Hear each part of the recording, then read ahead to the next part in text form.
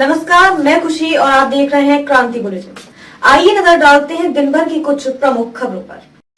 यातायात व्यवस्था में परिवर्तन व संचालन के लिए एसएसपी यातायात द्वारा स्टॉप लाइन के महत्वपूर्ण के संबंध में जन जागरूकता अभियान चलाया जा रहा है, जिसके तहत आज हरिद्वार के मुख्य चौराहे पर यातायात पुलिस के द्वारा सामाजिक कल्याण विकास समिति के सहयोग से स्टॉप लाइन का पालन करने वाले वाहन चालकों को प्रोत्साहित करने हेतु सम्मानित किया गया तथा बैनर व प्ले कार्ड आदि के माध्यम से प्रचार प्रसार कर जनता को जागरूक किया गया।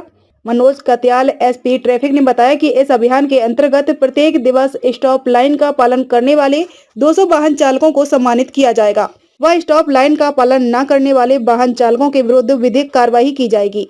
इस अभियान की जनता द्वारा सराहना की जा रही है, जिसमें लोगों को स्टॉप लाइन के बारे में जागरूक किया जा रहा है। अक्सर ये देखा जाता है कि लोग स्टॉप लाइन का सम्मान नहीं करते, उससे पहले बाहर रोकते नहीं हैं, जो कि एक्सीडेंट का कारण बनते हैं। इस वजह से 2 व्हीलर 4 व्हीलर ऑटो रिक्शा सभी को इसके बारे में जागरूक किया जा रहा है और जो लोग स्टॉप लाइन का सम्मान कर रहे हैं उन्हें सम्मानित किया जा रहा है। और ये इनिशिएटिव जो है महिंद्रा और सामाजिक कल्याण समिति की तरफ से की सहायता से हम लोग कर रहे हैं और इसमें हमारा उद्देश्य है कि दुर्घटनाओं में कमी आए और लोग ट्रैफिक नियमों का ज़्यादा से ज़्यादा पालन करें। सर, जो नियम का पालन नहीं करेगा क्या कार्रवाई की जाएगी? विद्या विहार एकेडमी की प्रिंसिपल शोभना पालीवाल ने बताया कि कोरोना काल में बच्चों को ऑनलाइन पढ़ाई तो सिर्फ एक सहारे के रूप में थी। यदि बच्चों को ऑनलाइन पढ़ाई ना करवाई जाती तो वह शिक्षा से वंचित हो जाते। यह तो सिर्फ एक विकल्प के रूप में थी। जो अध्यापकों और बच्चों का संवाद ऑफलाइन में होता है वह ऑनलाइन में नहीं होता। ऑफलाइन में बच्चों का ज्ञान बढ़ता है, ऑनलाइन में यह नहीं हो पाता। ऑनलाइन में बच्चे कंप्यूटर द्वारा शिक्षा प्राप्त करते हैं, जिससे उनके शारीरिक स्वास्थ्य पर बुरा प्रभाव पड़ता है। तो कोरोना काल में ऑनलाइन पढ़ाई एक सहारे के रूप में, एक पिलर के रूप में हमारा काम किया है उसने। क्योंकि अगर उस ऑनलाइन एजुकेशन ना देते तो बच्चे शिक्षा से बिल्कुल वंचित ही हो जाने वाले थे, कुछ भी नहीं कर पाते। लेकिन अगर ओवरऑल इसको देखें तो ये जो शिक्षा है ऑनलाइन, ये एक विकल्प के रूप में तो ठीक है, परंतु हम सोचें कि ये एक फ़ायदेमंद चीज़ है हमेशा के लिए। तो जो फिज़िकली जो क्लास में टीचर्स होते हैं और बच्चे होते हैं, उनका जो आपस में एक दूसरे के साथ संवाद होता है या एक दूसरे के साथ जो उनका क्या कहना चाहिए भावनात्मक रूप से जो जुड़ाव होता है वो ऑनलाइन में नहीं हो पाता है। बच्चे ऑनलाइन में उतने अच्छे से समझ भी नहीं पाते हैं जितने ऑफलाइन में समझ पाते हैं, क्योंकि वहाँ पर वो डायरेक्ट टीचर से अपनी शंकाओं का समाधान निकाल सकते हैं। जो उनकी प्रॉब्लम्स होती है उनके सॉल्यूशन टीचर हाथ के हाथ दे देते हैं तो चीज़ें क्लियर हो जाती हैं। लेकिन ऑनलाइन में वो चीज़ें सब पेंडिंग पड़ जाती हैं और फिर वो बच्चे अच्छे से समझ नहीं पाते हैं। दूसरे, ऑनलाइन होने के कारण बच्चों ने मोबाइल और कंप्यूटर का अत्यधिक प्रयोग किया है, जिससे कि उनकी शारीरिक क्षमताओं पर और शारीरिक स्वास्थ्य पर बहुत बुरा प्रभाव पड़ा है। तीसरे, बच्चे जब ये स्क्रीन के सामने होते हैं, हर वक्त उनके हाथ में मोबाइल होता है, तो जो अनुपयोगी चीज़ें हैं मोबाइल में जिससे उनका कोई संबंध नहीं है और जो उन्हें नुकसान पहुंचा सकती हैं, बच्चे उसमें भी इन्वॉल्व हो जाते हैं, जो कि बेहद घातक चीज़ है। ये बहुत बड़ा नुकसान है। इसलिए ऑनलाइन जब तक हम लोग महामारी से गुजर रहे हैं, हमारे पास कोई और विकल्प नहीं है, तब तक तो ऑनलाइन ठीक है, परंतु जो ऑफलाइन क्लासेस हैं वो बेस्ट वे है बच्चों को शिक्षित करने का, उन्हें डिसिप्लिन करने का और उन्हें किसी भी चीज़ में स्किल में पारंगत करने का। अपनी 4 सूत्रीय मांगों को लेकर समाजवादी पार्टी के कार्यकर्ता एक बार फिर भड़क गए हैं। पार्टी के कार्यकर्ताओं ने राष्ट्रीय सचिव डॉक्टर के.एस. बालियान के नेतृत्व में एसडीएम कार्यालय पर नारेबाजी कर प्रदर्शन किया। इस दौरान अपनी मांगों को लेकर पार्टी कार्यकर्ताओं ने एसडीएम के माध्यम से प्रधानमंत्री को एक ज्ञापन भी भेजा। पार्टी कार्यकर्ताओं ने 2 सप्ताह में संतोषजनक जवाब सरकार की ओर से नहीं मिलने पर उग्र आंदोलन करने की चेतावनी भी दी है। बता दें कि मुख्य रूप से पार्टी की मांगों में आईडीपीएल फैक्ट्री को फिर से शुरू करना, कृष्णा नगर कॉलोनी और खांड गांव को नगर निगम में शामिल करना, आईडीपीएल कॉलोनी के आवास में रहने वाले लोगों को आवासीय योजना के अंतर्गत घर उपलब्ध कराने की मांग शामिल है। हमारी समाजवादी पार्टी की तरफ से हम एक ज्ञापन देने जा रहे हैं माननीय प्रधानमंत्री जी को एसडीएम साहब के द्वारा। उसमें हमारी सबसे पहली मांग है कि जो ऋषिकेश में दवाई फैक्ट्री आईडीपीएल है, ये वर्षों से बंद पड़ी है। हमारी मांग है इसे चालू किया जाए ताकि लोगों को क्षेत्रीय बेरोजगारों को रोजगार मिल सके, जिससे और दवाई ऑक्सीजन की आपूर्ति भी उत्तराखंड को मिल सके। दूसरे नंबर की मांग है कि जो IDPL के पीछे जो कृष्णानगर कॉलोनी है उसे और खांड गांव को या तो राजस्व ग्राम घोषित किया जाए या इसे नगर निगम में शामिल किया जाए, ताकि वहाँ के लोगों को मूलभूत सुविधाएं मिल सकें।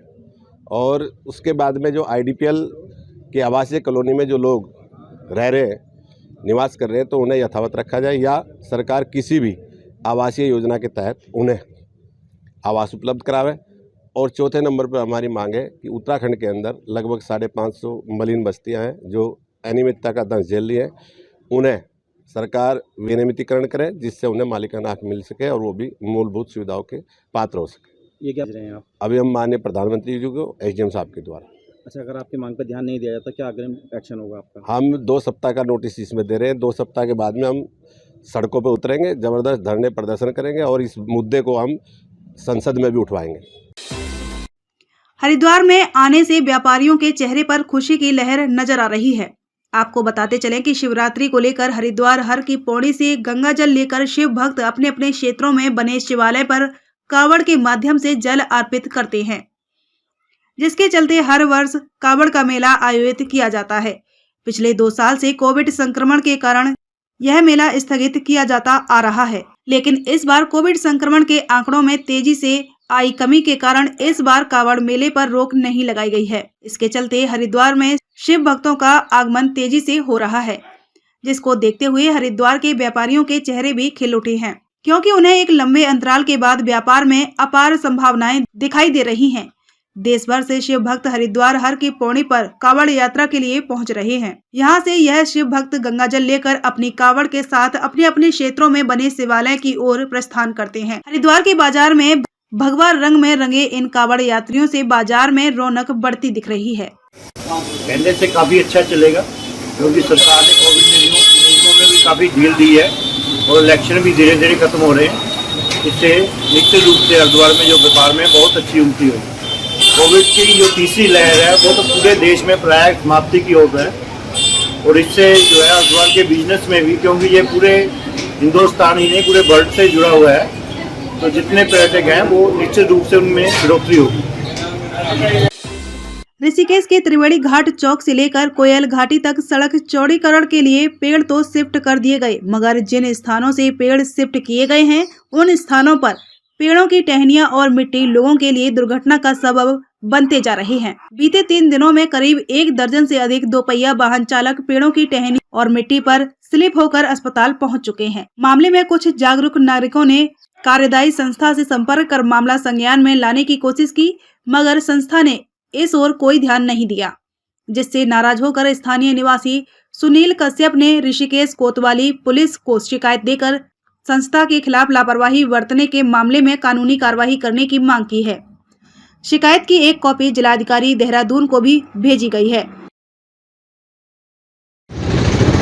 NS द्वारा जो है ये पेड़ की कटिंग हुई है। यहाँ पे इन्होंने जो है पूरा इसमें जड़, ये पेड़ की टहनियाँ सारी ऐसी कैसी छोड़ रही है, कई लोग चोटिल हुए, इसमें मैं भी घायल हुआ हूँ।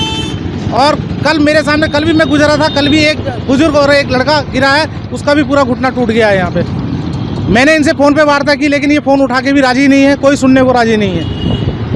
तो शिकायत करेंगे आप? आज मैं इसकी कोतवाली में शिकायत करने जा रहा हूँ अभी, क्योंकि इनको मैं फ़ोन कर रहा हूँ लेकिन ये फ़ोन भी नाम भैया सुनील है, और यहाँ पेड़ कटा था, पेड़ का मलबा गिरा हुआ था यहाँ पर, और हर 10 मिनट में लोग गिर रहे हैं यहाँ। और 3 लोग परसों गिरे थे, 2 कल गिरे थे, एक लड़की कल शाम गिरी थी, एक बुजुर्ग कल शाम, वो ज़्यादा ही घायल हो गए थे, और 2 बुजुर्ग थे, उनकी तो ज़्यादा ही हालत ख़राब है। लोगों की चोटें लगी है? कम से कम 5-6 लोगों की चोट लग चुकी है।